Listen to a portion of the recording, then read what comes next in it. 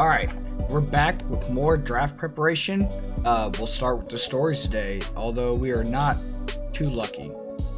Most of these are all negative, injury related, or halfback related, and we obviously do not need halfbacks with the selection of ETN last year. And even the reaction stories are mostly halfback related with a couple quarterback, safety, and receivers. Not a whole lot here for us. Jalen Sermons is on our short list, but we do not know a whole lot. We do not know a lot about this class, as I said in the last video, so we're going to be kind of winging it. We don't have too much information on most of these guys. So we're just going to go through a short list of players I like. We're not going to go through every single one. We'll start with Oscar Fox, defensive tackle. We covered him in the last video. Super athletic, good run stopper, and can pass rush a little bit. We'll probably be making him our first selection. If we stay at 1, we'll probably trade down. Cortez Stovall is 6'5", 224 with B catch traffic, B deep, B release, and he's really one of the fastest guys in the class at his position. So I think he's going to make a unique skill set for us that we don't have at his size for sure. Hopefully we can get him on the team. It's been really hard to scout this offensive line class without being able to select my focus players, but we did manage to find Ethan here, who is a really solid pass blocker and is pretty athletic for his size. So if we draft him, he's gonna be moved to right guard most likely. John Griffin is another guy that I really like, and I'm torn between him and Ethan. If I had to pick, I'd probably go Ethan just because he's a little athletic, but they're both excellent pass blocker, and we'd lucky to have either. Jeffrey Farley could give us some much needed talent at defensive end where we have no pass rush or block shredding really. I think our best players are in the low 70s, and he brings a good skill set of pursuit and finesse move. Hopefully he can do more, but David Parrish is one of the best power rushers in the draft this year, but with his F stamina, I don't know how worthy he would be of a selection in round 2. Probably not coming here, but I figured I'd add him in. I added Gio Flowers because he's a athletic middle linebacker who provides power moves and zone coverage. Don't know a whole lot more about him, but I figured that was a unique enough skill set to come on the list. Larry Abbott is a guy I'd be interested in spending a late day 3 pick on. He's 24 years old, which is about the only downside, but he could come in and provide us a good slot option. In order to move down, we gave a 1st and a 7th this year, followed by a 3rd next to get to 22nd pick and a 4th this year. Alright, and with the pick the Eagles traded with us, they select cornerback Jamie Alexander, which was projected to go 1st overall in just about every mock draft. And the Lions are on the clock. And they select O'Callahan, left tackle out of Clemson. They have a pretty stacked O-line, I think. So I'm not sure where they're going to put him or if he's going to start. Houston selects a left guard, followed up by the Jets taking a defensive end, McCree,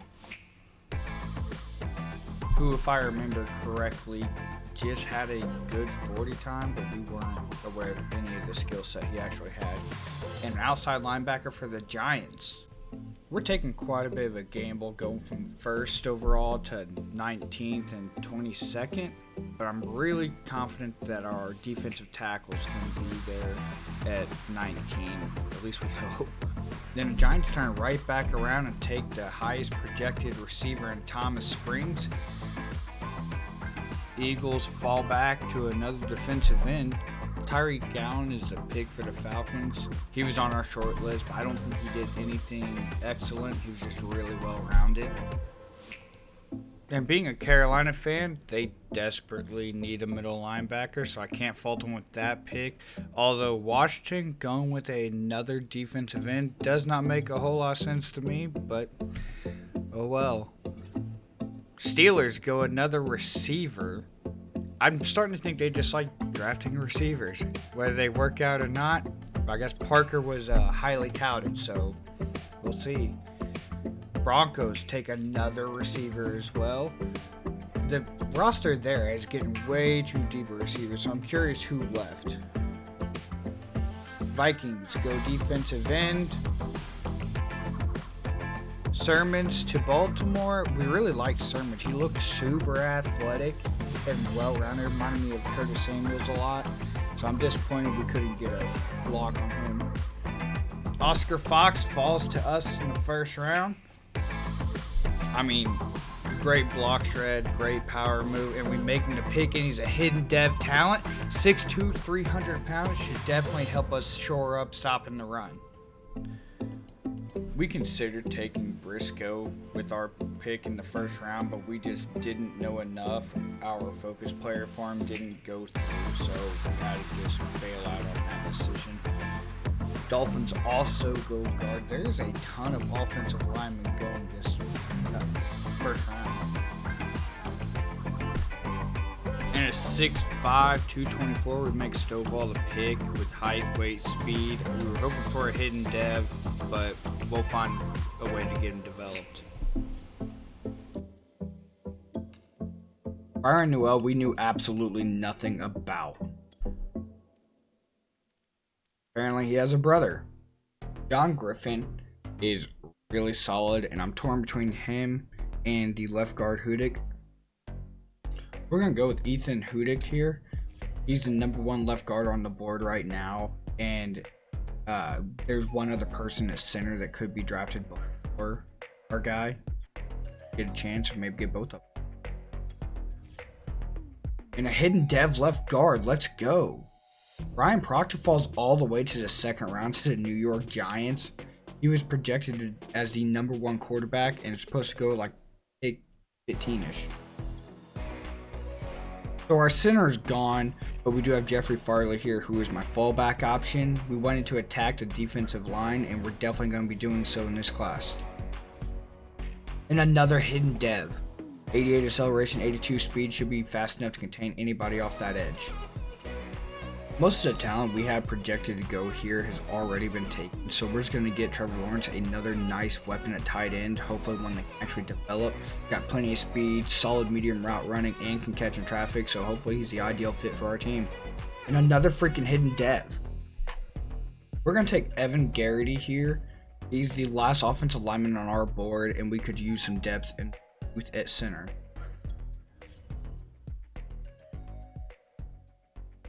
We're going to take Justin Castle here, 6'5", 246.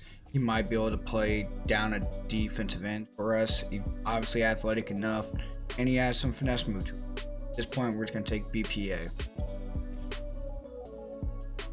We're going to take Julius Tate, our third running back. Contract expires after this. He's an 8 anyway, so we get another guy back there. And here we're going to take Pat Short. He's our last defensive tackle on here. The watch list is getting pretty thin, so taking who's available. Here we're just going to take a shot on the best run blocking fullback in the class. Hopefully got some good impact. Here we're just going to trade with Seattle down for a 5th next year. We're just going to take an arm to get behind Trevor Lawrence. We're just going to take a middle linebacker with solid zone coverage. We don't know a whole lot about him, but he's our last pick of the day. Ty Coles. We had a really excellent draft class overall. Oscar Fox is a 74 overall hidden dev.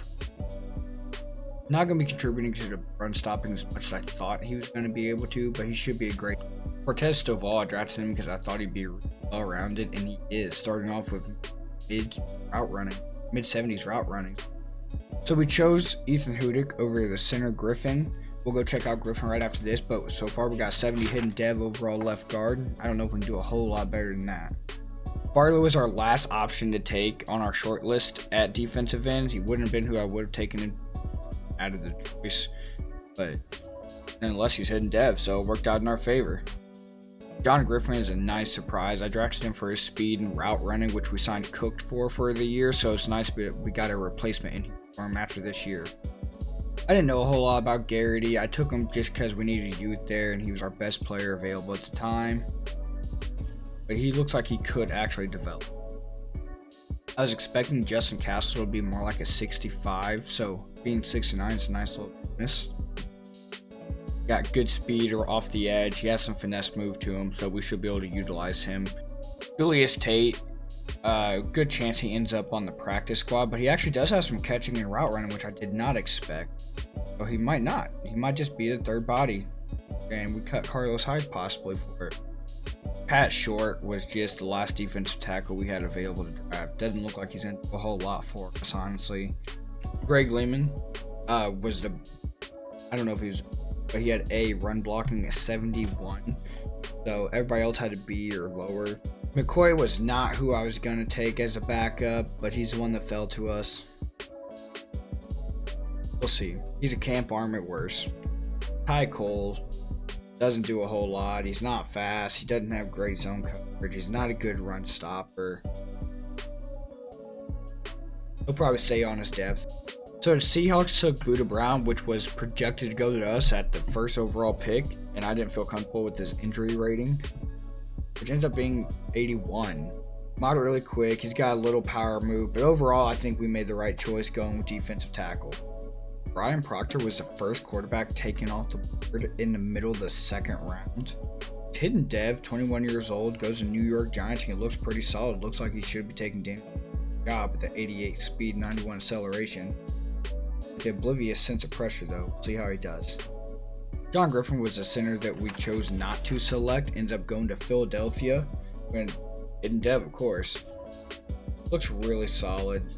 David Parrish had a couple stories about him being inconsistent, but he shows up with an 88 power move. I don't know that anybody in the class is going to have a higher rating than him. With the first overall pick we traded to Philadelphia, they took Jamie Alexander with Hidden Dev. Looks real nice at 90 speed, 81 zone, and 78 press as a starting point. They got a real ball hawk. So to pair up with their quarterback, New York also selected Thomas Springs, the Hidden Dev. And with 95 jumping, he definitely has some springs. Really solid route running, catching, all around good. We'll flip through our division rivals and see how they did. Apparently the Colts did not do so great. The Texans look to have a really solid draft class, and the Titans also did not do super well. Marcus Ware was our Hall of Famer right there. There might be a video coming soon of the preseason highlights with all the new rookies and some backups, hopefully making some big plays. Ideally, we won't go 0-3 in the preseason, but you never know. I appreciate you all for stopping by. Don't forget to like and subscribe, and I will see you guys in the next one.